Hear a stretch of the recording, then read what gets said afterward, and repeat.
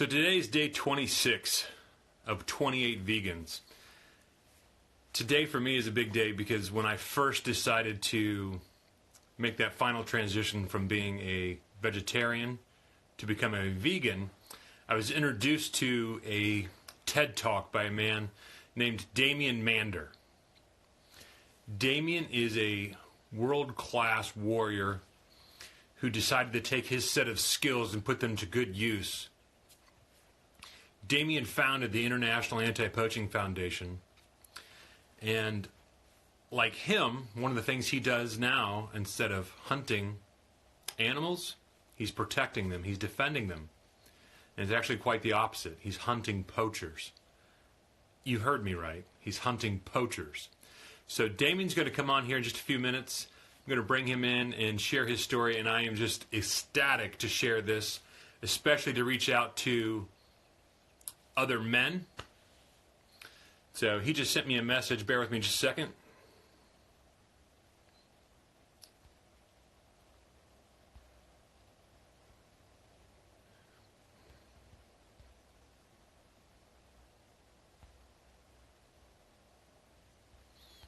Technology is great when you can do more than one thing at once. Bring you in. All right, let's see if that works. So this guy, I mean,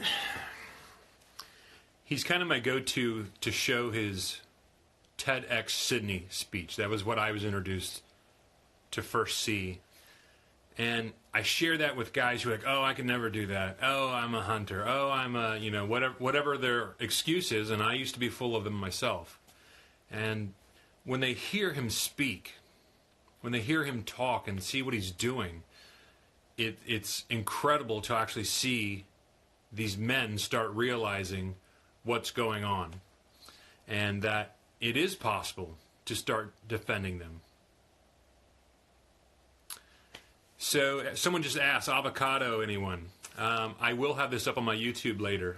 If you check out the Vegan Sheepdog on YouTube, I have a channel. I've got all of these up, and it'll take me about an hour after this live feed's over to get it all up and posted. But it will be available for everyone to watch in full after this. So the only thing I don't like about the way I've had to do this, so through this live feed, I've got everyone's comments, the things they're commenting about, sharing. The video doesn't pick that up, but at least the content of what I have to say and what Damien, what's the live feed? Bear with me just a second. a little technical support on the fly. Top.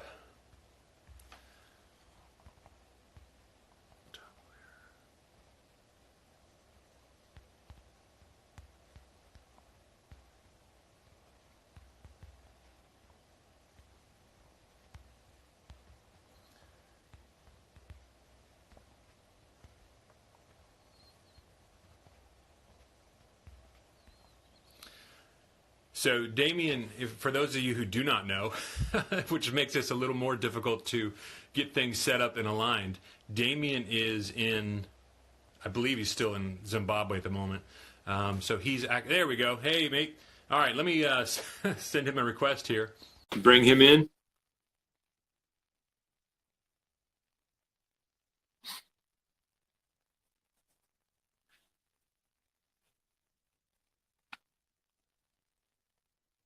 All right. He just declined. Let's try this another way. Damien add. Let's try this again. So the complication here is Damien's far, far away. Damien's still in Africa. Hey, there we go, mate. What's going on, buddy? Man, I tell you what, I know you are such a busy fella, and I really appreciate you taking a few minutes to come on here and let me give you some props and some thanks for what you do. And I wish other men would realize that if you want to be manly, defending animals is the way to do it, yeah? I think so, yeah. Well, just looking after those that need looking after, yeah. that is a great way to look at things, and I think you are a shining example to what men should look up for and look up to. You know, when I first became a vegan, one of the first videos I was introduced to was your TEDx Sydney speech. And I was just like awestruck and just absolutely loved, your mission, what you're doing, your passion, and the way you look at things. And to me, it's so powerful because, you know, there's lots of people out in the United States in particular, you know, they'll go to protests, they'll go to Voiceless for the Anonymous stuff. And, you know, that's great and it's important, but you are out teaching men and women to become rangers to defend some of the last rhinos on the planet. Yeah, mate. Look, we all got to do our part, and you know, some people are based in America, some in England, some in Europe, some in Australia. I just happened to end up over here, man, and stumble upon my purpose. And I think that's the most elusive thing for all of us, isn't it? Purpose. But when we find it, we're driven. You are absolutely right. I've told my dad for years, I work in IT. I work in an office. It's boring. It's not unimportant. It's unfulfilling, but it pays the bills, right? So I'd always told my dad that I always felt like I wanted to do something that mattered, that made a difference. And then my wife leads us to this journey, and you know, she'll joke that she's created a monster because it's what I want to do. It's what I want to be a part of. It's all of what I do now, and I want to share with everyone who will listen. And just that would be inspiring to hear other people find their story, find their journey, find their purpose, and just go do it. So for those who don't know, could you give a brief synopsis as far as what you do with the International Anti-Poaching Foundation? Yeah, sure, mate. So, I mean, my background, military. I was in the Australian Navy. I was a clearance diver there. That's like our version of your SEALs. And then when after September 11, September 11 changed the world for a lot of people, changed the world for me too. The Australian government formed what they termed the first and last resort for a terrorist attack on home soil. The first time in the history of the Australian Defence Force, direct entry into Special Forces was open to the entire Australian public and all of the Defence Force. And at the end of that, there was about 50 guys left, and those guys stood up the Tactical Assault Group East. I went online there as a sniper, did my thing, and then deployed to Iraq. I go to Iraq 2005, 6 and 7 in Iraq. Finished up there. Sort of pretty lost, hey? You know, you come from that sort of background, and you're surrounded by, you know, I'll say guys because that's who we worked with. You're surrounded by the guys that, you know, they're like your brothers, and then all of a sudden it stops. And I think that, you know, that transition, that stopping, and then trying to figure out the what next is where a lot of people struggle, man, and I struggled too. You know, fortunately, I found cocaine and alcohol. You know, got me through the next year. No, actually, it was a pretty rough year. Actually, I was in South America, hit rock bottom. You know, just trying to figure out the what next. You know, there's not too many jobs for a sniper in the local newspaper when you come back home. Still do the occasional cash job, mate. The old mother-in-law here and there, or the noisy neighbour. But you know, that's off the books. I'd heard about anti-poaching about a decade before, and just sounded like a romantic adventure. Most of my life had been about adventure. About, you know, I didn't join the military to serve my country. I did it. Did it for adventure. I didn't go to Iraq to try and help the situation. I did it for money, and I didn't come to Africa looking for a cause. Came looking for a fight, and got over here. You know, seeing what the Rangers were doing. These are people that leave their families behind for up to 11 months a year. They're out there on the front lines, risking their life for a shitty wage. You know, I'd been in Iraq, fighting for fucking oil in the ground and dotted lines on a map. Working within a $600 billion a year annual defence budget of the United States, and we had everything we wanted. And then you got these Rangers over here defending the heart and lungs of the planet, and they had fuck all. So it made me start to look at things from a different perspective. The second thing was seeing animals, man. I used to be a hunter, you know, the worst kind of fucking hunter. I was the one that did it for fun. Yeah. Did it for thrills, you know. Didn't even eat this stuff. So I suppose you can only you can only walk the path you've walked when it comes time to look back and have a look on who you are and what you stand for. And, I saw a problem over here. There were animals that were being killed by poaching elements that use militarised tactics, and unfortunately rangers needed a certain level of skill sets and equipment to go out and fight that. And in 2009 we stood up the International Anti-Poaching Foundation. Decade later, we help, we've supported rangers that help protect over 5 million acres of wilderness, home to hundreds of millions of sentient creatures of all different shapes and sizes, none being more important than the other. Families that look after rangers that support families and have careers and have gone on to different forms of education.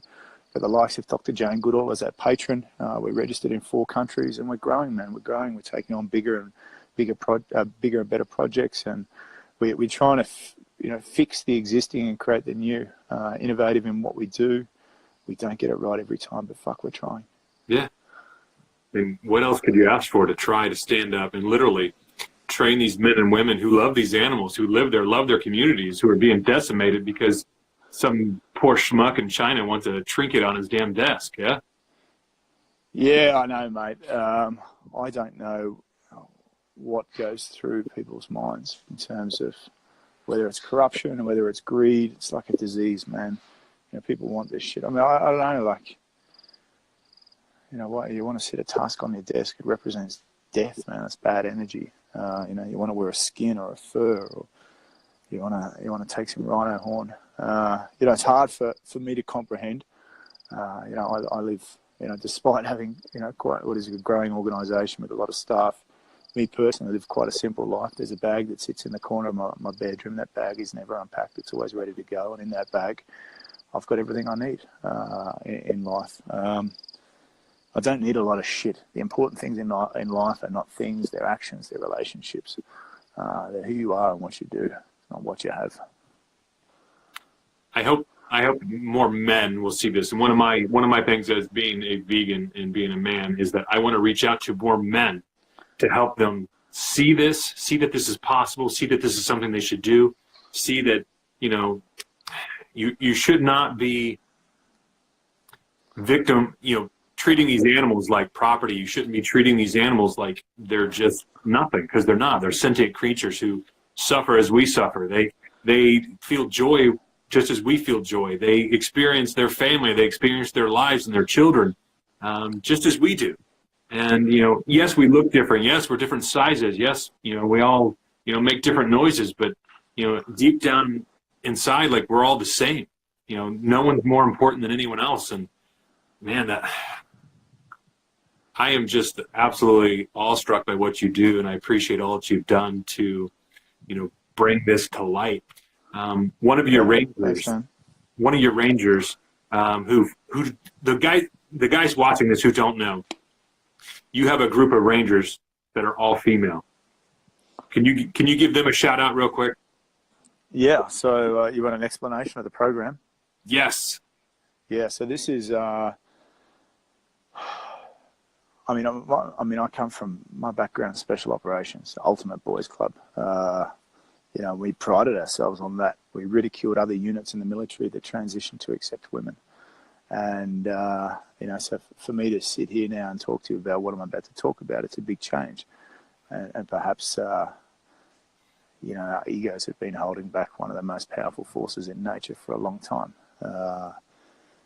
In a world where, we're seeing lots of industries transition to not only accept women, but push them forward into the positions they should have been for a long time. I started to reflect back in 2016 on the conservation industry, an industry that's dominated on the front lines by men. Men outnumber women at a ratio of somewhere between 75 and 100 to 1. Seeing other industries progress and get ahead by making a transition. And then we're in an industry that's had billions of dollars spent on trying to protect certain species, and we're still talking about those species going extinct. Maybe there's a different way to look at things. In conservation, which requires frontline operations, you can't just plug someone in and put them in a management position because it looks good. They've got to come from the ground up. And if women aren't getting exposure to the sort of experience they need from the ground up to rise through the ranks of fulfill management positions, then they're not qualified to be management. And if we're not giving them that opportunity as an industry, then how do we progress as an industry? So I'm thinking all this around the same time that there's an article in the New York Times that came out about the US Army Rangers putting women through their training. Now, we got blown up in northern Baghdad. We got rescued by US Army Rangers. When was that? 2007. So, I'm here because of them. You've got guys trying to be dragged out of cars by, surrounded by militia, and fucking Rangers come in. And now the US is putting women through those ranks. So it's like, fuck, maybe there's something to this. I had a look at the conservation industry. There's women involved in other areas of conservation and a lot of window dressing going on, where people are saying women are doing all the roles, but they fucking weren't. Not because they couldn't, because they weren't given the opportunity. And so we thought, well, it took a lot of convincing in a very patriarchal society here on the ground. We went and spoke with the chief. We went and spoke with the councillors, all men. We said, this is what we want to do. They said, you're fucking crazy. These women belong in the fields. They belong in the house looking after children. I said, leave that up to us. Give us 3 days. We begged, and they gave us 3 days, okay, expecting that this was going to fail. We sent out a word throughout all the local communities. We said, and for no other reason than, fuck, I'm an Aussie, mate. We're always fighting for the underdog. I said, if we're going to perhaps get these women through this selection phase and give jobs, let's give it to the ones that need it the most. Yeah. And so we said, we opened up selection to women that were all survivors of serious domestic violence, sexual assault, AIDS orphans, single mothers, abandoned wives. And, we started a 72-hour selection. We did 72 hours because with the men, we normally do 24 hours. And we knew we were going to be scrutinised. So we thought we're going to put these women through hell. So we as an organisation alleviate a lot of the risk that we perceive that we're putting ourselves through by training women. As an organisation that's beaten this militarised drum of conservation, probably the loudest over the last decade, we're now going to go against the rest of the industry and put women out there on the front lines. And about halfway through day one, we knew we had something very special, very different. And there was a shifting of responsibility then from the women having to demonstrate to us that they're worthy of the job, to us demonstrating to them that we're worthy of training them. So we thought we were putting them through hell.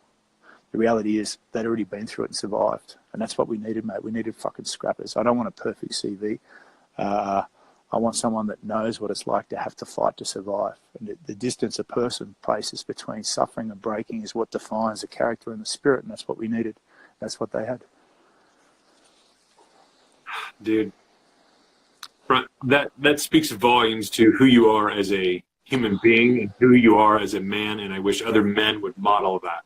I wish you could bottle that up and sell it, because that is just absolutely, I'm sitting here, to me, that's brilliant. That's very powerful to women. And one of your Rangers in particular, I think her name is Primrose. Yeah. She has a quote that I absolutely love that was on, I think, the 60 Minutes interview from Australia. She says, if you hurt my animals, I will find you. And God, I love that fucking mentality. And just, she's going to kick your ass just as easy as you would. And that was Vimbai. Yeah, she's been promoted to the sergeant. Hey, look, I mean, for all the guys listening out there too, I mean, fuck, we're supposed to protect shit. We're not supposed to exploit shit, guys, especially if it can't fucking defend itself. And I mean, look, I went through all my training. I did a bunch of years in Iraq. I still got 10 fingers and 10 toes and a couple of marbles rolling around upstairs. These women are out there on the front lines every day with fucking weapons, putting their lives on the line to defend animals. That's a fucking hard thing to do, to have to look after animals, all right? The rest of us, we don't need to do that shit. We just don't need to stick them in our mouths, and we're fucking already helping animals. That's the hard part. That's what confuses me. We live in a society where we frown upon people that exploit the weak, that exploit the vulnerable, that take advantage of things that can't defend themselves. And here we are killing fucking billions of animals a year because we like the fucking taste of it. You've got to be fucking kidding me. Are we going to look back on ourselves in 10 or 20 years' time and say, what the fuck were we doing?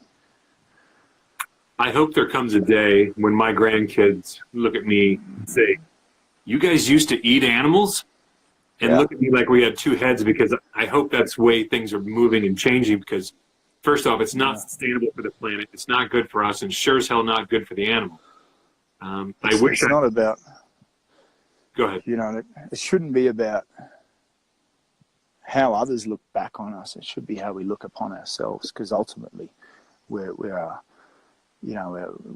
answerable to one person. That's ourselves, mate. And if you can't look in the mirror with how we live, then you shouldn't fucking be here. You know, you should be able to look in that mirror and answer properly. You know, who am I and what do I stand for? And am I happy with that? And if the answer is no, fucking change it. I wish I had been led to this sooner. I wish more men would come running to this cause, to support themselves, support their families, support communities. And you are such an inspiration to men all over the place, and I appreciate your approach. I appreciate the way that you present this to the world. You are absolutely raw and in charge, and make no apologies for what you do, and you should. I love your absolute mentality and your mantra of what you're bringing to the world, man. Thanks very much, man. You know, like it's not like some superhero fucking effort to not exploit something that doesn't deserve to be fucking hurt. That's not a big effort, man.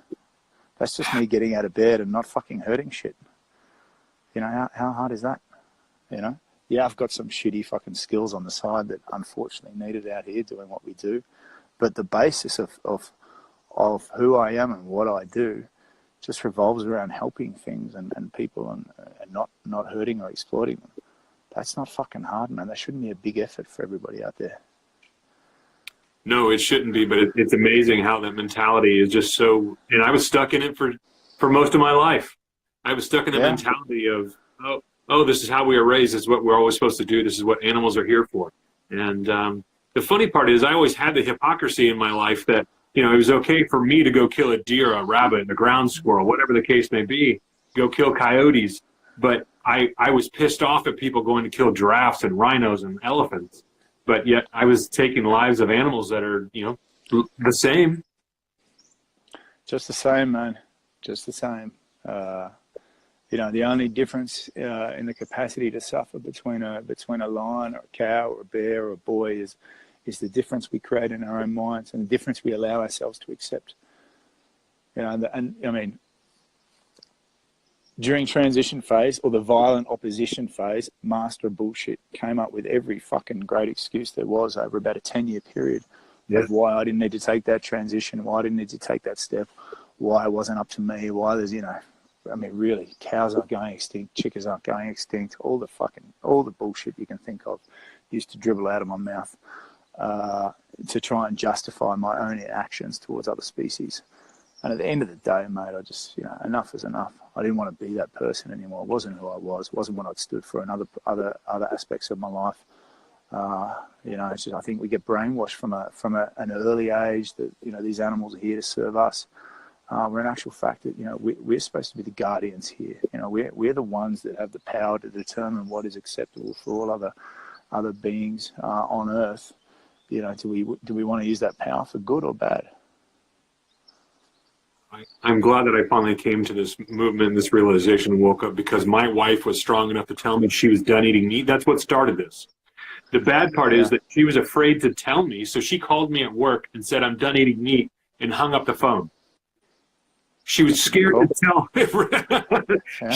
She's a very bright and perceptive woman, because she knew that my redneck hunting ass was not going to respond well to her initial, you know, response. So thankfully, I had enough foresight to at least be respectful for her at home. But when I went out with my buddies at lunch, I was still a dumbass eating whatever I wanted to eat.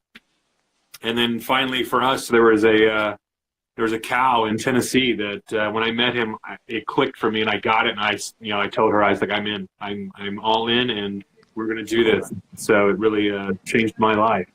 And then I was introduced to a video on YouTube, your TEDx Sydney talk. And any guys who are not familiar with Damien, check that out, because I think that's a great introduction to who you are, what you do, and what you stand for. And then obviously, there's a lot more wrapped up around you, but I feel that's a very powerful speech to get people to start looking in the right direction. Yeah, So, cool, man. where are you at right now?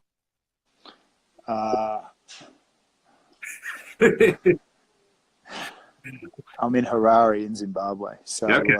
this is home out here off the grid on solar. We've got the borehole, all the veggie gardens around. So this is where the family is. We're going to cruise up, spend time in the bush, back and forth. Friday I fly to Copenhagen, then on to Stockholm, then Paris, then Hong Kong, then the States.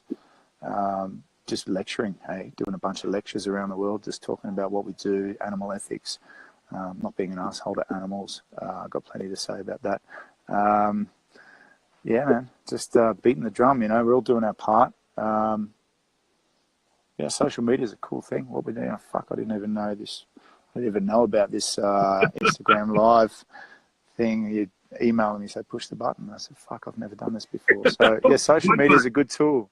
It's a good tool for getting the word out there and showing people where their food comes from. Because I think when we know or accept where our food comes from, we don't want to pay other people to do uncool shit, to things that can't protect themselves. So yeah. So yeah, I think it was yesterday you put a call out that you are looking to find some Samsung 7, Galaxy 7 phones for some much needed equipment so you can document what's going on down there and you can document these cases. So if anyone is out there and is able to help with this at all, they're looking to acquire some phones so they can give to rangers to document these cases. What would be the best way that they can either A, reach out for that, or B, just reach out in general to help provide some kind of resources if they have them? Just jump on our website, IAPF.org. That's International Anti-Poaching Foundation.org. Jump on there and have a look, or our Facebook page. And we do what we do out there on the front lines because people across the world give a shit about looking after these animals, these ecosystems, and supporting these rangers. These women. So they're doing an amazing job. They're out there at the moment, protecting an area that used to be set aside for trophy hunting. We have a different economic model in there now that incorporates the deployment of women. The empowerment of their local communities, the long-term education of these women and their families, and it's working better than any other conservation model that I've been involved with. We're in the process of expanding that out across more former trophy hunting areas in Zimbabwe, providing a different model and a reason to not have to go out there and hunt. I can only hope that other organizations will catch on to this and see what you guys are doing. And it catches fire to make even larger changes. I've heard you talk about the rhino population in particular, where you're at, and how often things don't end well. But since you guys have been there and your organization has been on the ground moving things forward, that is improving. Yeah, we ran a program. We stood a program up, identified, this is on the eastern side of Kruger National Park, home to about a third of the world's remaining rhino population, was accounting for about 70% of rhino deaths across the world every year. Most of the people that were doing that poaching were coming from the Mozambique border across into Kruger National Park, killing those animals and taking the horn back into Mozambique, exporting them to Asia. There were 400 organisations operating in South Africa trying to support rhino conservation. There wasn't one operating on the piece of land that separated most of the world's rhino poaching syndicates. We went in there midway through 2015 and set up a ground level offensive against all these poaching syndicates, which did come from the local community, mind you. And we essentially shut off poachers coming through that section of Kruger National Park and into the heart of the highest concentration and population of rhino in the world. 2016 was the first year in almost a decade there was a global downturn in rhino poaching, and that was a collective effort of which we were a major part of, in being able to stop poachers coming through there. But we were winning the war, the battle. We weren't winning the war. Hey, and this is something we saw in Iraq. You go out there and you send in a big offensive against the local population, you're not going to win. You're going to get a few runs on the board. You're not going to win. And that's what we were doing there in Mozambique.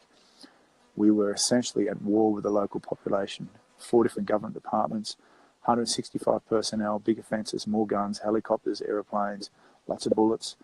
And he was spending $1 million a year on that program.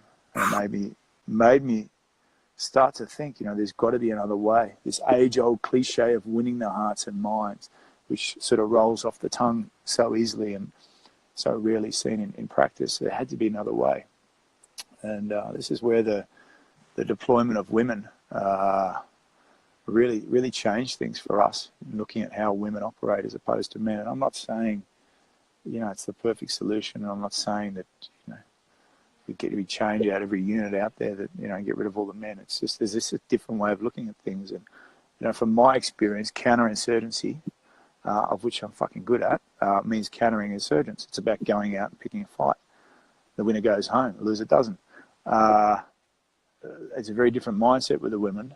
This community's counterinsurgency for them means figuring out what the fucking problem is. They want to have a conversation. They want to go out and talk with the people in the community, not have a war. We're having conversations, not conflict, and that de-escalates everything. Everybody just chills the fuck out, and when we're doing that, we need a much less militarized approach to how we go about protecting these conservation areas. We shifted our whole mindset on how we look at conservation.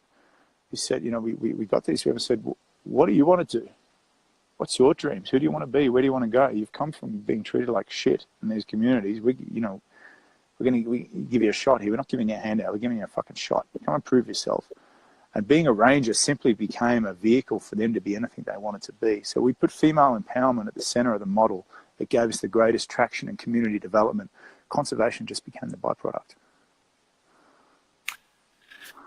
That's so powerful for women, so powerful for men, so powerful for this movement. Damien, like I said, I think you are a world-class man. I know that you use a little bit of a speech from Philip Wallen, who I know is important to you as a mentor. A very, very bright gentleman, and I really appreciate what he brings to this movement as well. And but I appreciate you being just a raw, unscripted warrior today to have a conversation with me and share what you're doing and share your passion, share your beliefs, because everyone's journey is a little different. But at the end of the day, you said it's simple: get out of bed and don't do things to hurt other animals. Keep them off your plate. Keep them. There's no reason to attack animals that can't defend themselves. Who wants to fuck with them? Yeah, well, there's a million fucking reasons out there. But do we want to accept them? That's the question. That's just personal choice, man. Absolutely. And I think I love how you lead by example, and you're leading these men and women in doing something that makes a huge difference. And I hope more people will wake the fuck up and take part, because it's important that we all wake up and get on board. So, Damien, thank you, man. I really appreciate your time today. I really appreciate what you do and all your efforts. And, I'm going to get this up on YouTube later today. I'll get this shared out so anyone who wants to watch this raw, unscripted interview and just see what you're about. And hopefully somewhere along the line, some other guy will be like, fuck, I can do that. Yeah, man. Easy. It's actually the best thing, personally, for me, I've ever felt I've done. You don't even have to get out of bed before you're doing something constructive. Isn't that great? Isn't that a great feeling to know that you're not contributing to some, animal's miserable ass life because you're not doing anything to harm it? Amen, brother. Man, you be good. Say hey to everybody, and when you're in state, you're very welcome. Let's try to catch up and get a beer. Cool, man. Cheers. Take it easy.